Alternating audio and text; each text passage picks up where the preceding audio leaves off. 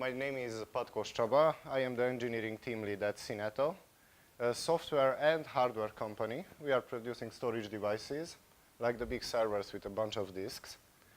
And I was hired there about 10 years ago as a mid-software developer.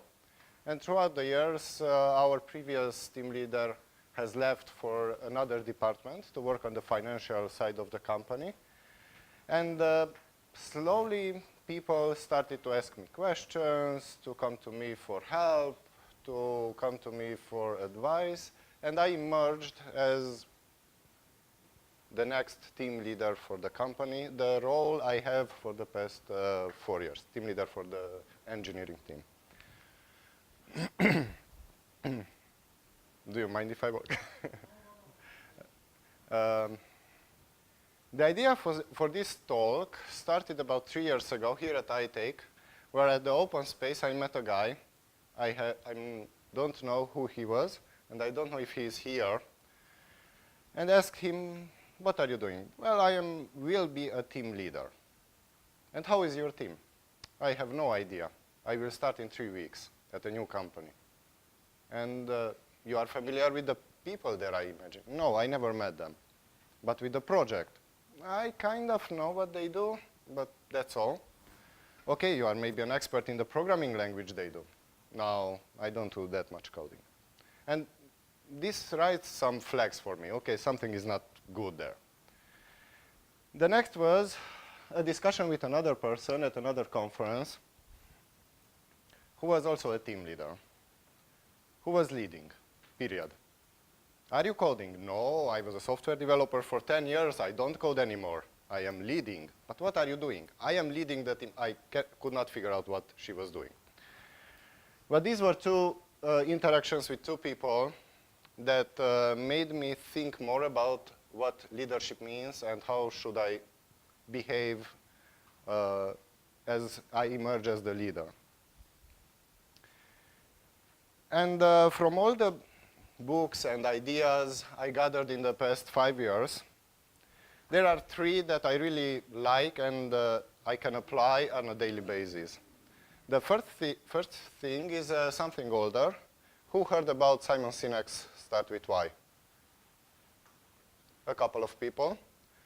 The idea is that you structure your message, regardless if it's a marketing message or a message for a team leader or a team member, into why, how, and what. And this is the golden circle. Why is something very abstract, something that is not tangible, but has a feeling. It transfers a feeling to the others. How is all about the action. What do you do, and what are the stuff you obtain at the end. But this is too high level to put in a practical use. So I went on and read Simon Sinek's Find Your Why, the second book about the same topic, which helps you discover your own why and helps you structure the ideas you have in a template similar to this one. It's like, in order to, dots, dots, dots, so that, dots, dots, dots, I or we will do something. It reads like this. In order to figure out some effect on others so that these others can have a benefit, we will do some action. And I was thinking, okay, what's my why as a leader and why am I speaking here at this conference? And I come up with this. In order to inspire leaders so that they can help their teams, I share these ideas with you. And if you start to organize your message to your team members in this structure, I observe that I have a much better understanding from them. Because they see all the 3 points. Okay, this will be the effects on our users of the software, on the management, on the salespeople, it doesn't matter, on someone. And we can take the following steps to achieve that. But sometimes the why is not clear. Sometimes you say your message and you have the impression that everything you've said was understood, people start coding, and everything is fine. 2 days later, the task is ready, and it's not what you expected. So you have to question the reasons why certain code was written in a certain way, and what was the other team member thinking when they did that. What I observed is that the what is usually very clear, the how is so-so, but sometimes the why gets lost. So I had an exercise. This is actually a real story with one of the newcomers to our team. And when I looked at the code, it was doing kind of what I expected it to do, but not really. So I said, okay, let's see. What did you have to do for your task? And he replied in a very technical manner, of course, because he was just implementing it. I had to implement a method to retrieve virtual machine tools status from a hypervisor. Very technical, but it is not a why. It is a what. It's very concrete and very on the topic, on the subject. Okay, but how did you achieve this? Well, I wrote 2 classes with tests. I implemented communication with the VMware API, and I formatted the outputs for the UI. Again, I went on and asked him the how. So I am trying to help him to discover the why. And then I went one step further. Okay, and why did we implement this task? To show the VM tool state on the UI. Not really. This is also the result of the task. You have a nice icon there which shows green, yellow, or red. So that is a concrete stuff, but why the users need it?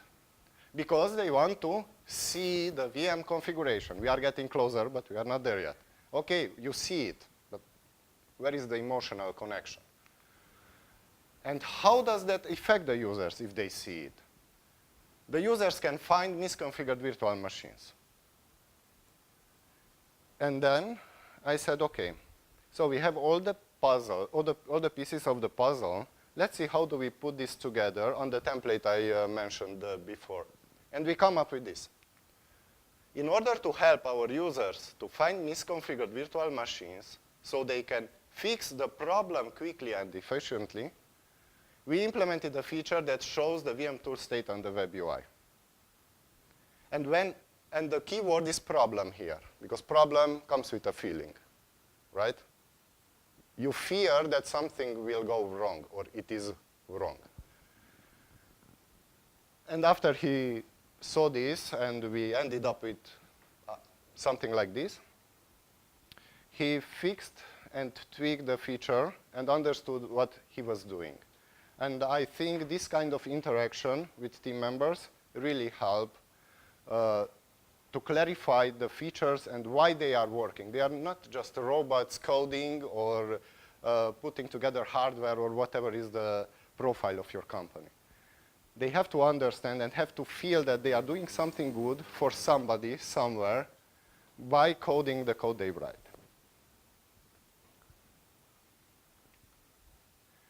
Okay, let's go to the second idea. Act.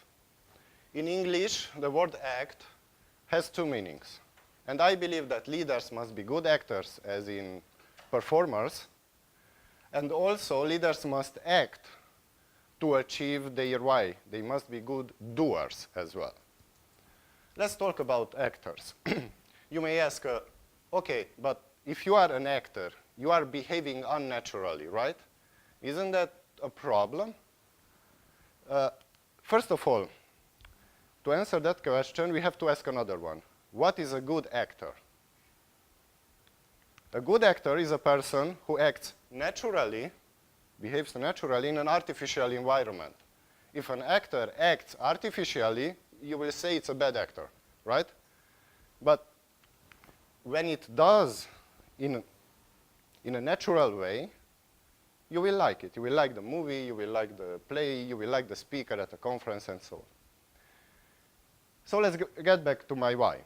In order to inspire leaders so they can help their teams, I share these ideas with you.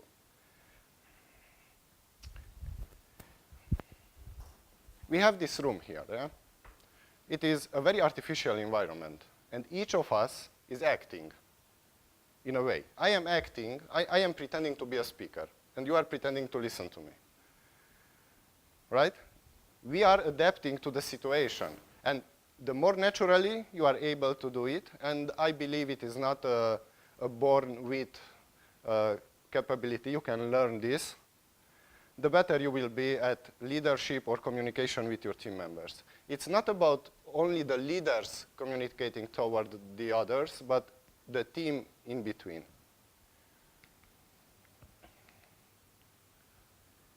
And everything comes back to why.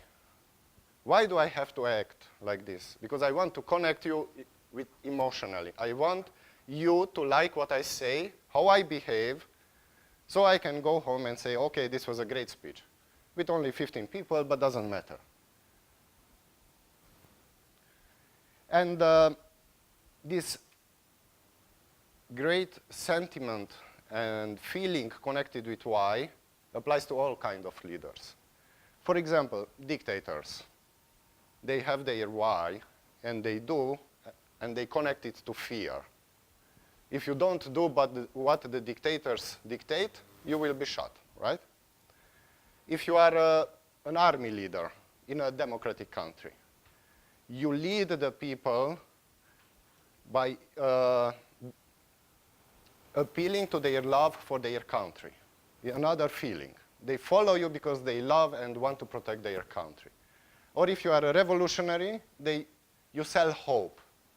It doesn't matter what's your why, it is always connected to a feeling.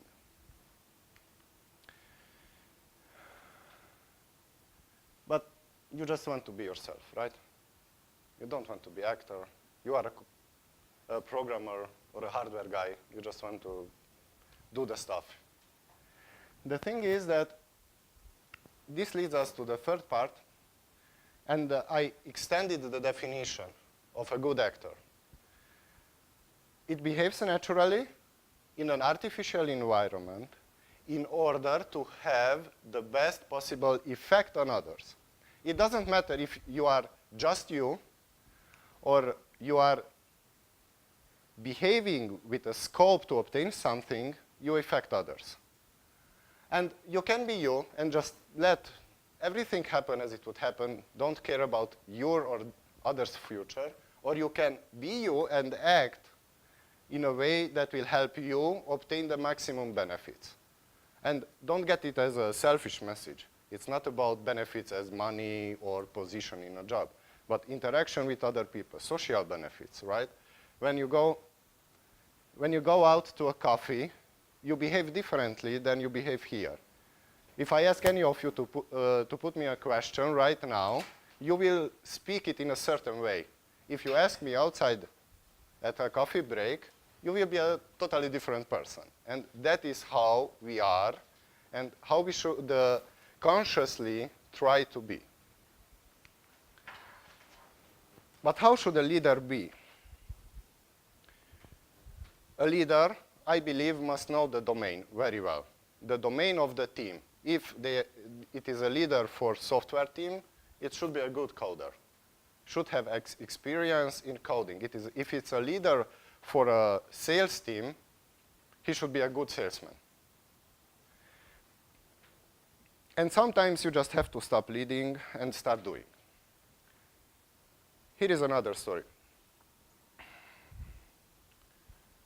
Recently, one of my teammates wrote an algorithm. This was about 2 weeks ago, to parse a pretty complex text output from a command line command. And it was about 50 lines of code with tests. At some point, we had a bug. I didn't see the code until then. But I had some time, and I said, OK, I can help, I can fix the bug. I immediately figured out, OK, it's a small, this input doesn't match with the expected output. We fix it one-liner.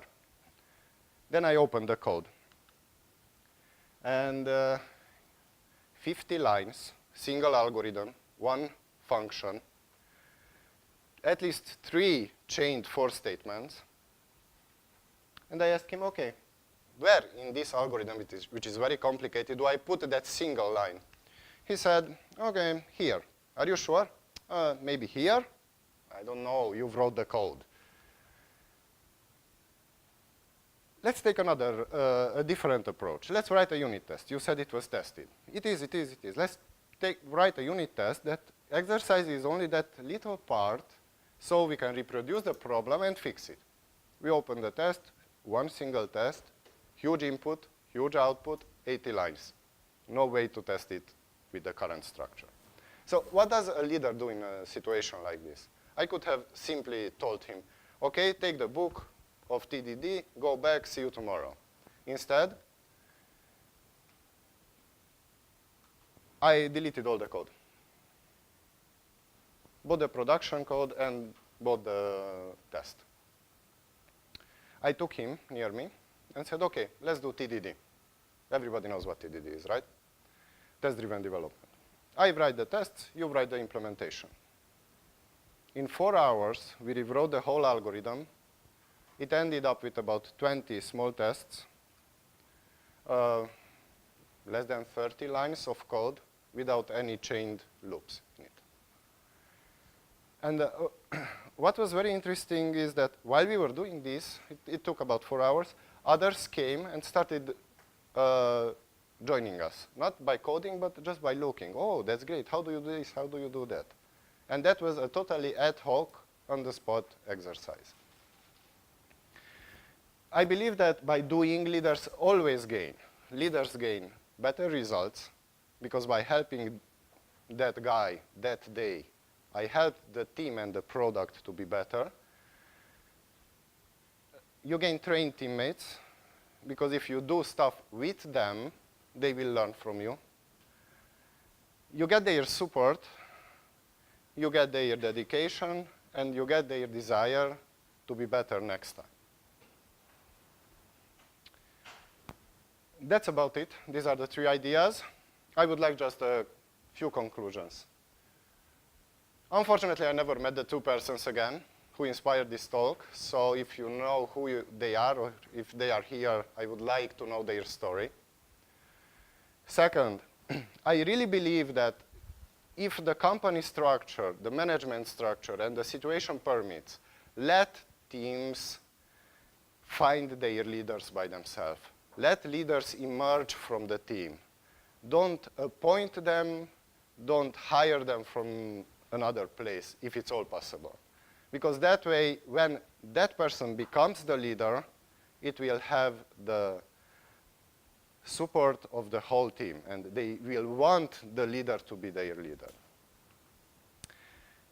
And if you are a leader, I encourage you to be the leader the team wants, and don't try to change the team to be, as you imagine, as a leader, the ideal team for your job. I put up slides with a few books. The Start With Why and Find Your Why I mentioned. One second. Then there is Michael Port's Steal the Show. It's about speaking at your workplace, in your family. How do you react in various situations? How do you behave in various situations? It's also about speaking at conferences, if any of you wants to be the next speaker. And then there is Ray Dalio's Principles, Life and Work. He promotes a very interesting idea of idea meritocracy in his company.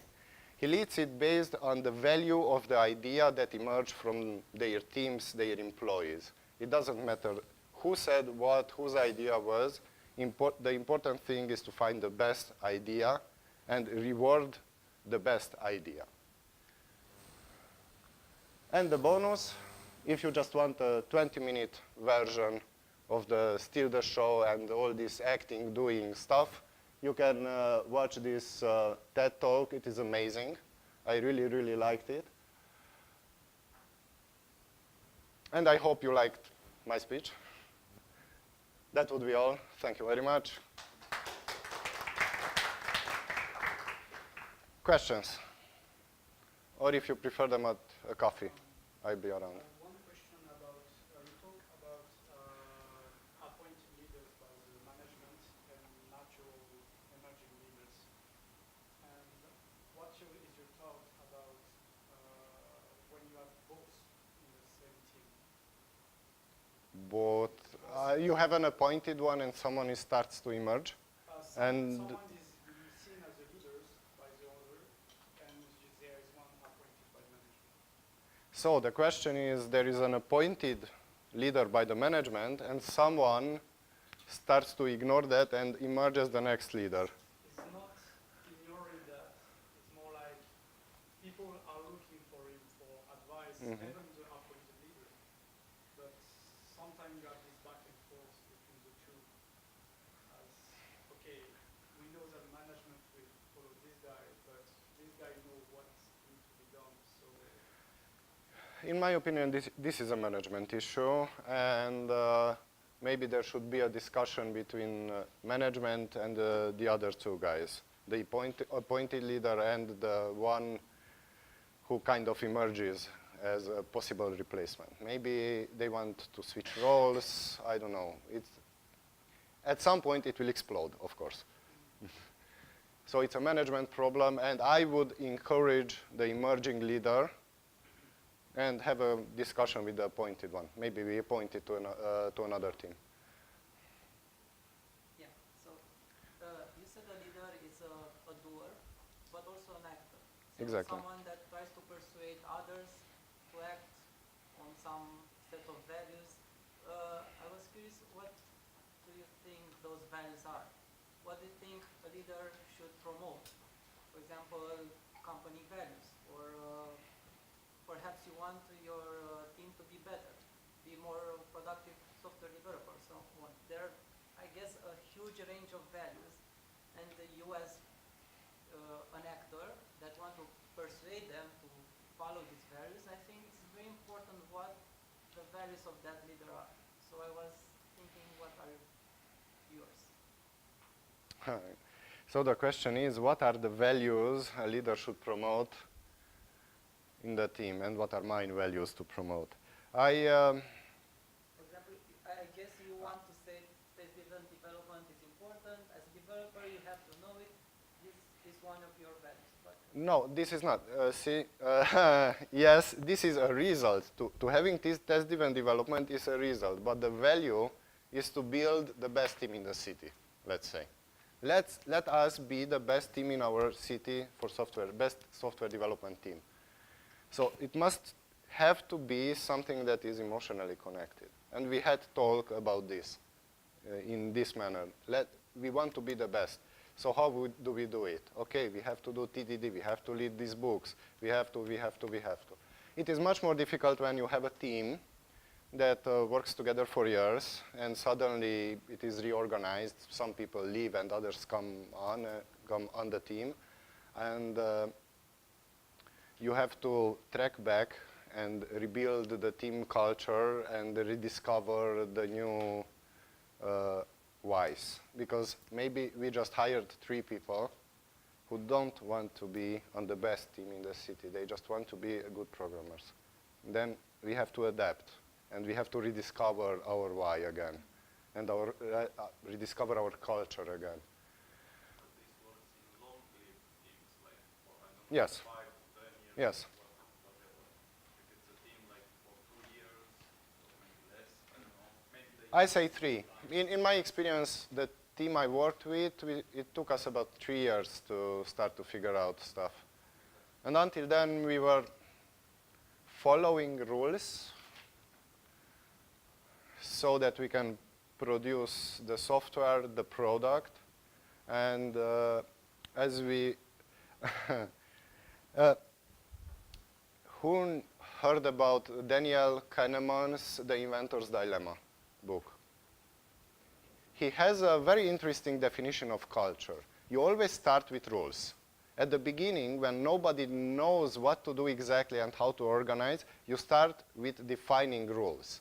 You don't start with emotional stuff and things like this. You start with rules. Those rules must be public, and everybody should be able to read them and follow them step by step, like instructions. For example, every day we do a daily meetup, a daily stand-up meeting. Every Friday we do a retrospective. Those are rules. We do TDD. That is a rule. Then as the team starts to work together and time passes, rules are transformed into processes or something like that. So they become natural. You are following them consciously, but you don't have to read them. They start to be forgotten as public documents, but everybody does it. And then when you reach the team culture level, you do all the stuff without thinking. And if someone new comes in, we just do that because that's how we do it. You forget even the reason why you are doing it. It becomes a part of you, a part of your team. So I think this answers your question. It's about internalizing, but then you can also expand it. Yeah. You gave an example when you, at some point, rewrite the whole code of your Yeah. colleague. That was 150 lines, not the whole code. I had a similar example a couple of months ago when someone wrote a feature, and after that we had a code review session, and I started to cut everything and to say this one should not be here, and this one is not good, and stuff like that. And after that, he took it kind of very personal. I mean, he became upset. He thought that I'm a bad programmer. He don't trust me. And after that, I felt that I need to talk with him and to explain that we have to do it professional, not personal stuff. And leadership is not about only good code, but it's also about people. So Yes, I will rephrase your question so it gets on the recording. So the question or mention was that similarly to my example, when there was an unacceptable code and it was rewritten, the person who wrote the code got upset because it is natural that the person had an emotional attachment to the code. He was working on it probably days or weeks, I don't know. It was the best he could do given the circumstances. In these cases, I always start with a positive message. Something like this. Okay, this is a code that works, and I know you are new at our team, but you still have to learn how to do it properly considering the team's rules or culture. And then I go on and delete the code and do the stuff, and then I engage him in creating a better version together. I don't fix it. I don't delete it and write it myself. I always engage him in the solution. no, he accepted my changes, but he was upset. It happens all the time. I am upset. My mid-level, How to build trust between us and other members when this situation happens? always prize him when he does well. The average is 6-1. If he does something stupid, you have to tell him, guy, this is not working, we cannot accept this. But if he does well, he has to learn to repeat the good stuff. And to get an equilibrium, it is 6 good messages versus 1 bad. And that is how our mind works. That's how everybody is wired genetically. So.